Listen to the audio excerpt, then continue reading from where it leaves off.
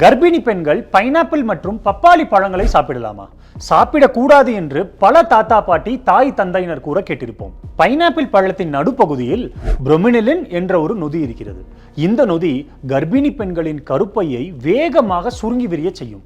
இதனால் கரு கலைந்தும் போகலாம். ஆனால் இங்கு கவனிக்கப்பட வேண்டியது, இந்த நொதி பைனாப்பிள் பழத்தில் மிகவும் குறைவாகத்தான் இருக்கிறது. எனவே இந்த பழத்தை சாப்பிடுவதனால் எந்த பாதிப்பும் இல்லை. பப்பாளியை எடுத்தோமானால் பழுக்காத பப்பாளி காயினிலிருந்து வரும் பாலில் பாப்பென் என்ற நொதி இருக்கிறது. இது எலியினுடைய கர்ப்பத்தினில் சிக்கலை ஏற்படுத்தும் என்று கண்டறியப்பட்டுள்ளதே தவிர மனிதர்களில் அல்ல. அதுவும் பப்பாளி காயில்தான் பிரச்சனையை தவிர பழத்தில் அல்ல. இருந்தாலும் இந்த இரண்டு பழங்களின் தன்மையை வைத்து பார்க்கும் பொழுது கர்ப்பிணிகள் இவை இரண்டையுமே தவிர்ப்பது நல்லதுதானே? எதற்கு தேவையில்லாத சிக்கல்?